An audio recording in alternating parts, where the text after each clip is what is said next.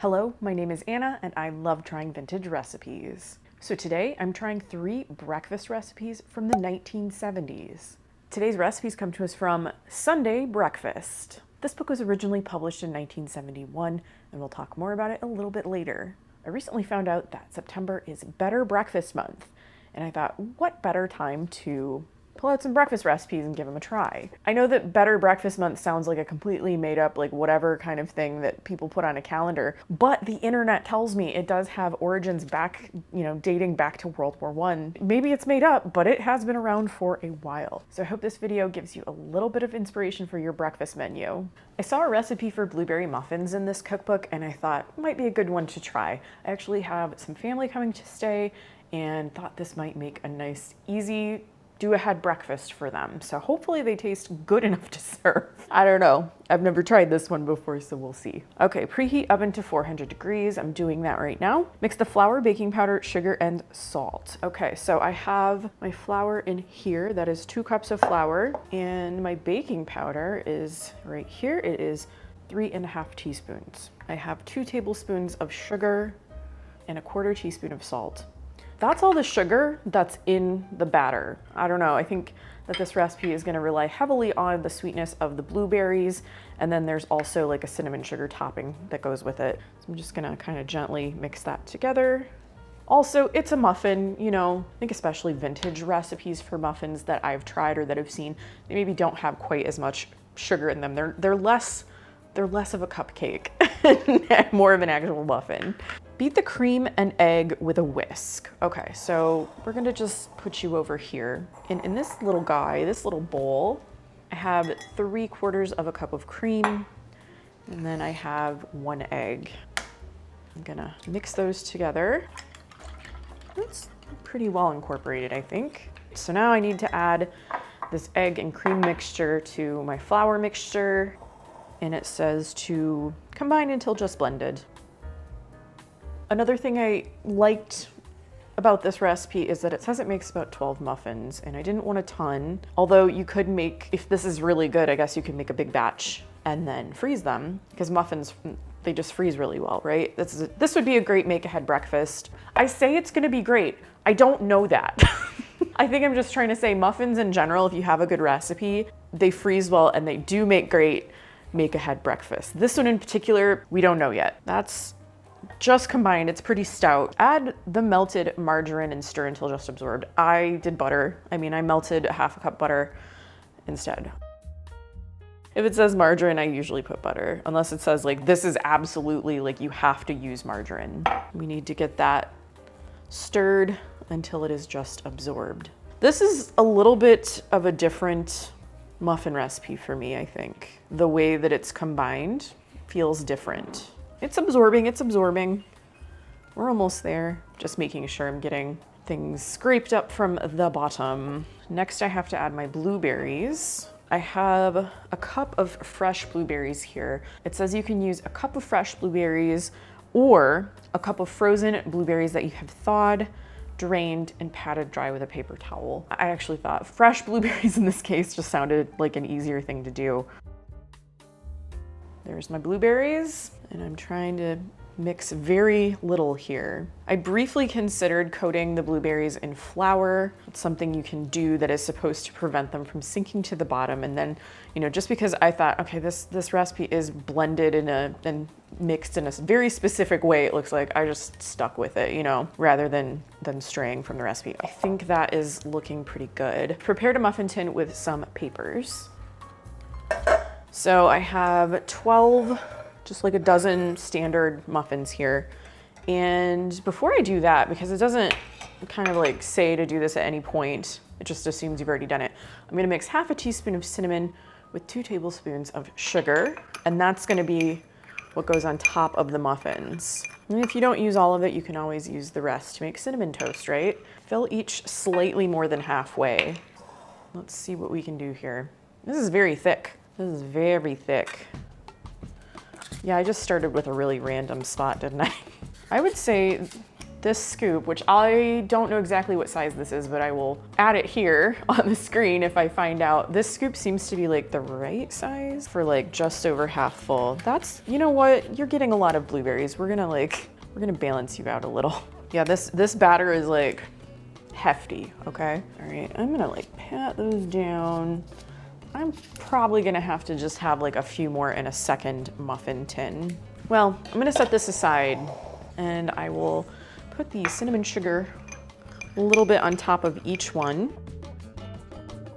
I love cinnamon. It smells so good, especially since there's not, you know, a ton of sugar going on in these. It says to bake this in a 400-degree oven for 25 minutes. And then I just noticed at the end of the recipe, it says serve immediately.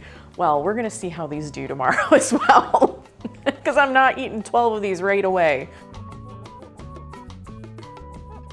They're a little craggy looking. They're like a little bit rustic on the top, which I don't mind. I set this one aside because I thought it was kind of hilarious. Like you can definitely see where all the blueberries went on that one. I'm gonna eat that one. Let's just go for it, shall we? Is it kind of sticky on the bottom? No, actually, no, it's great. It's great. These came out no problem. I only baked these for 20 minutes. I thought 25 seemed a little long.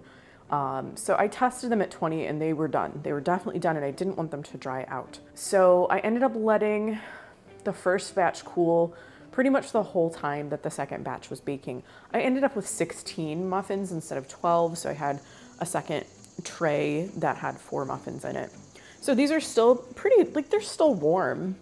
Anyway, I'm gonna break one open. Oh, look at that. That's chock full. Okay, here we go. The top is a little craggy and crunchy, but the inside's quite light. The batter itself does definitely have a little bit of a more plain flavor to it. These are not super sweet and cupcake-like. They're definitely sort of a more plain bread flavor, more of a quick bread. But the blueberries, of course, they do a lot of the heavy lifting. And that sugar topping, of course, helps too. So I don't know. I think they're really good. I kind of knew what to expect from them a little bit just because I've made several vintage muffin recipes. And because I'm the one that made them, I knew what was going into them. I think people have very different expectations when you say, I have muffins, I'm giving you some muffins. Some of them might expect those like really cupcakey kind of things. But some people might expect something more like this. The batter itself, kind of plain, but it really lets the blueberries shine, and I kind of like that combination of flavors together. I'm making this all-in-one breakfast, and basically it's just like eggs in a basket with a little bit of a twist. So I started by cooking a couple of pieces of bacon, and as you can see, they're pretty far along. Just before they're completely cooked, I'm supposed to separate them a little bit. I have made eggs in a basket before. I've actually made it on this channel.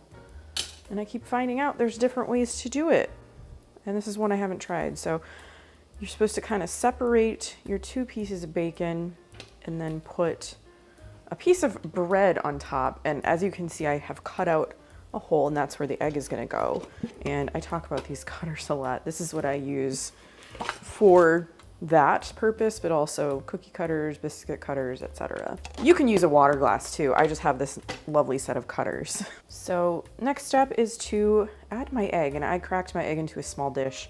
I just find for myself, it is so much easier to do it that way. As you can see, the egg started to leak out just a little. We're gonna shove you back in there. Because otherwise, if I try to crack the egg directly into the bread, I usually don't do a good job, so do what you want, but that's what I do. Now I have to cook this for a couple minutes. Okay, so that white part is pretty much mostly set. Now I have to flip this, and I've got like a little nylon fish spatula. Very handy. Oh, okay, I see. That's nice. It's not what I'd normally do, but you know, thought let's give it a try. The bacon on this side did kind of prevent the bread from making full contact with the pan, so it didn't get as toasty as that side. Okay, I'm just gonna put like my little round in there. It says this is especially good cooked outdoors, either on a camping trip or a picnic. I could see that. This makes me think very camping kind of breakfast. Anyway, I just need to let this cook until everything is set. Then I'll give it a taste. There is my all-in-one breakfast.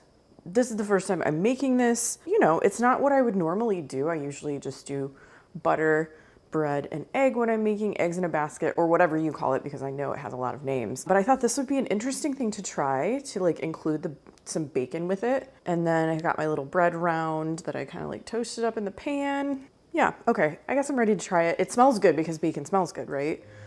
Oh, I didn't overcook the yolk. I was really thinking I would. You know, it's a little bit jammy. It's not like, well, it's pretty runny actually underneath. Let me see if I can get you in there. Take that bread round away. Yeah, so I didn't mess it up too bad, did I? I couldn't quite see as well because of the bacon, but apparently I did it okay. So there's still a little bit of runny yolk to like dip in. Nice. Okay. Yeah, look at that. I didn't do a bad job. That's really good because I already kind of like the base part of this breakfast. I think I kind of like it with butter a little bit more than like just the bacon fat. I don't know. But I do love eggs in a basket, so I was pretty sure that I would enjoy this one. I did use low sodium bacon, so the pieces are a bit thinner. And I think it works really well with this because the bacon just kind of like melts into the bread a little bit. I think this would be a really fun like breakfast when you have time, like on the weekend or something. I'm mixing up these Scottish pancakes. I've never had anything called Scottish pancakes that I can remember. So I decided to go and do a little bit of an internet search and find out if there's anything I should know about these pancakes. Like, you know, is there some difficulty I might have? Is there some technique that might help me? When I did a search for Scottish pancakes, they were nothing like this. These have oatmeal in them. The Scottish pancakes that I found online were very different. No oats. They were, I think, described mostly as like drop scones or something like that. So I have nothing to go on. This is completely new. I have no additional information. So let's find out how this is gonna go. The first thing I have to do is mix my oats into my buttermilk and let that stand for 5 minutes. I am cutting this recipe in half. So this is 1 cup of buttermilk, and then this is 3/4 of a cup of quick cooking oats. The recipe says you can use either quick cooking or old fashioned. I had some quick cooking left from a recipe that I want to use up because I do prefer the old fashioned oats. So, you know, I thought let's just try it in this. So I'm gonna mix that up. This is reminding me of those oatmeal muffins that I made from Betty Crocker's picture cookbook ages ago for my very first full day of 50s meals. I'll link that in the description down below if you haven't watched it. But it's kind of a similar process. You mix oats into sour milk. So anyway, I'm gonna let this stand for 5 minutes and then I'll be back. Okay. Yes, it has been 5 minutes. This is thickened up a lot. Let's take a look. See if I can get a good glimpse of that. I don't really drink buttermilk by itself, but I do enjoy that like tangy smell. I don't know. I like to marinate chicken in buttermilk too. Basically, I just have to add the remaining ingredients to this oatmeal mixture. So that consists of 1/4 of a cup of flour. I have 3/4 of a teaspoon of sugar, 1/2 teaspoon of baking powder. It said well rounded. So I did kind of like mound this a little bit when I was measuring it. And I also have 1/2 teaspoon of salt. And now I have to whisk it all together. I'm using my twist whisk, which continues to be a favorite of mine and yours. I get lots of comments. Yeah, I'm glad I cut this in half. If you're feeding a crowd, of course, make a full recipe. I'm probably gonna end up freezing these for future breakfast, which is also a good idea. It is thin. So it said that this is gonna be a fairly thin batter in the recipe, and it's, I would say, fairly thin. I don't make a lot of pancakes. I've made them before, but I haven't made them in a long time. Have I ever made pancakes on this channel? I've made zucchini pancakes, and I've made omelet cheeseolettes. Egg, I don't remember. Those were pancake adjacent, kind of, but not like just pancakes. It's time to move over to the stove and cook these up. This recipe gives very little instruction on what to do. It just says this is a thin batter so you can pour it onto the griddle. Doesn't really say anything about how long to cook it or anything like that. So I'm just gonna kind of go by what I would normally do for just regular pancakes. So I've buttered my pan. This is the largest skillet that I have. I think it's 14 inches, maybe 12, I can't remember. I'll let you know. And I have a couple of different sizes of ladles I'm gonna try. This is my 1 ounce ladle that I got at Layman's Hardware. So let's just do a little test pancake. My thought is if it's a thin batter and I do like a smaller pancake, it's probably going to spread anyway, right? I kind of prefer a small pancake too. You know, that test pancake usually doesn't come out super great, so we'll see. We might up the size a little bit. I'm going to let this cook for a minute, 2, 3, whatever it takes, and I'll be back to flip it momentarily. Okay, the edges here, it's really, maybe you can kind of see it on camera. They are starting to look set, and I'm getting a lot more bubbles on the top. So maybe I should try to flip this one. I even have an assortment of like things to flip with because I don't know what's gonna work best. So we're gonna try some different things if we need to. Okay.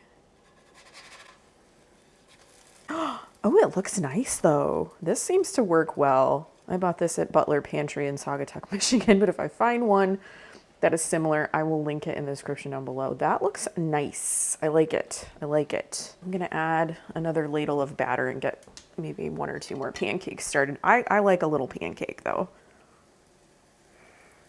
It is gonna take me a while to get through all this batter if I make them this small though. Okay, just a quick look at what the second round of cakes is looking like before I serve them up. Okay, here they are with just some butter on them. Because yes, I want to add syrup, but I think I should try them plain first just to kind of like see. I don't know. They're a nice thickness. They're not like crepes or anything. Because when it said thin batter, I thought maybe it would be like really thin.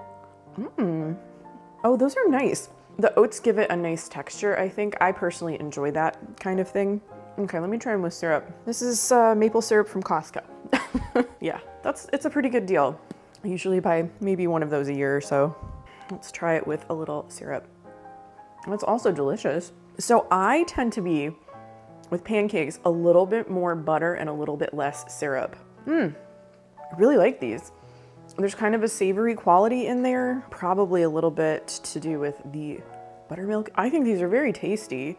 And if you have some oatmeal in your pantry, I think this is a good thing to try. Sunday Breakfast was originally published in 1971, and it is one of those little nitty-gritty cookbooks. If you are a cookbook collector, you've probably seen these before. They're usually shaped like this. I don't think I've ever seen a nitty-gritty cookbook that was not shaped like this rectangular shape. I brought a couple of other ones to show you as well. I have several in my collection, but I have this one that is from Fisherman's Wharf in San Francisco, and it's full of recipes from restaurants that are there. Some of them are still there, some of them are not. I actually did buy this one when we lived in California, and then I brought one with me that is a fondue cookbook. And these always have very fun like illustrations to them. They're a unique shape. You know, whenever I see one of these at a bookstore, you know, I always check it out because I can always spot it from pretty far away. It's a very distinct shape and size. But anyway, this one, Sunday Breakfast. I know it says a cookbook for men. It says for men only. Books are for everyone. So we're just going to ignore that, aren't we? I think this particular cookbook has very interesting illustrations. You know, I love an illustration, and there's probably a style for this type of thing, but the lines are very thick. They're very hard lines, and it continues inside the book as well. So the outlines for everything, it's like a thick black line, and then it's just filled in with a solid color. Almost reminds me a little bit of like a stained glass window. Oh, here's actually a bigger look at those eggs. So let's just do a look at the cover. There is a chef on there. He's making what looks like pancakes, maybe the pancakes I made for this video. And then on the back we have a coffee pot with a coffee cup. So when you open the book, there's actually a whole list here of other nitty-gritty cookbooks. I'm not sure if the ones I brought down are on this list. Yeah, Fisherman's Wharf is here, and Fondue is here too. I also have, I think I have quiche and souffle. I have natural foods. There's one here that I would love to find that says working couples on it. I think that could be interesting. I don't have a lot of extra information on nitty-gritty productions, but it does say that they were located in Concord, California. And I actually did see a lot of these types of cookbooks whenever I would go cookbook shopping at St. Vincent de Paul, my favorite thrift store to go to when I lived there. Another cool illustration of like a full breakfast spread here. The illustrations are very, very colorful, and they're all in that very particular style. So here's the table of contents. It is divided into chapters according to like the type of ingredients or the type of dish. So we start with fruit and fruit juices. Oh my gosh, look at this. I kind of want some of these framed, honestly. I do not want to destroy this book, but if I could get prints of like a few of the illustrations and have them framed and then just kind of arrange them vertically, I think that would look so cool in a kitchen. And I say that about a lot. There's several cookbooks that I would like to have prints of the illustration, but there's another one. These are so good. They're so good. They're so bold. I love this chicken. So this is the beginning of the eggs chapter. And there's lots of wonderful egg dishes in here. I actually, I kind of went back and forth on some of the recipes that I was going to choose before I arrived, at the 3 that I did. But it's got your basics for boiled eggs, poached eggs, fried eggs, just all of the different ways. We've got Dad's super secret scrambled eggs. And this is just like a specific method for cooking scrambled eggs, which I don't know about you, but I feel like I see a lot of debate over how to cook your scrambled eggs. I say, do what you want. If you arrive at a method that you enjoy and that you like, that's the right method. We have scrambled eggs with ham or bacon, omelets and omelet fillings, lots of omelets in here. Sunday egg specialties with eggs Benedict. We have huevos rancheros, which I did consider making. And then that's where the all-in-one breakfast came from as well. And then we have a chapter that is all about cereals. So your cooked cereals like oatmeal, there's like sourdough. Yeah, there's actually like, it explains how to make sourdough starter in here, which I love. I'm not successful with sourdough, but I just think it's interesting that it made such a comeback in recent years.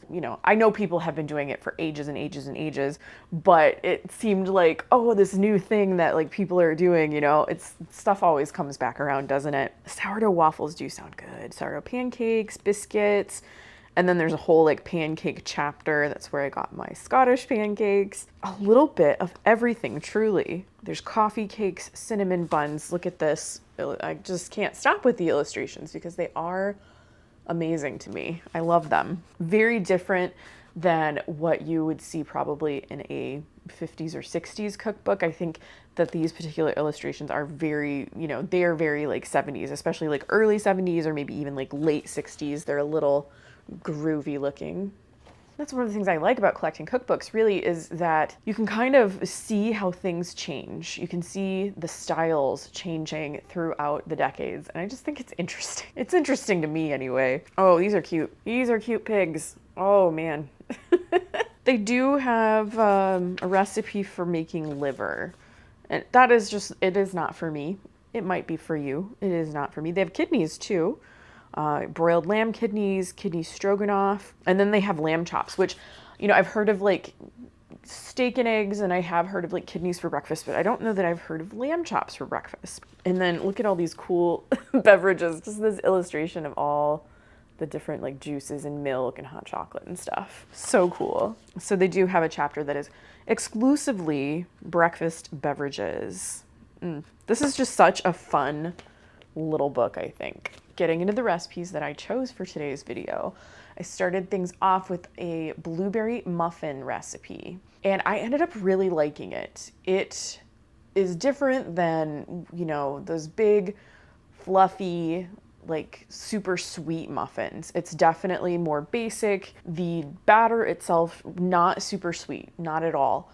But then you have the sweet and delicious blueberries in there, which it is, when I made this, I filmed this a little bit ago, it was blueberry season. So you could get your hands on some pretty good blueberries to put in there. And the very plain flavor of that batter just let those blueberries, that blueberry flavor shine through even more. The cinnamon and sugar topping was a very nice touch. I did like that. I actually have some like maple sugar crystals that I am tempted to try on top instead of the cinnamon sugar topping, just to kind of see how that would be. My guests did try them and they liked them too, and I gave some other ones away because I did end up with 16 muffins instead of 12. I probably could have filled them, the like muffin cups, just a little bit more, but I'm very pleased with how these turned out.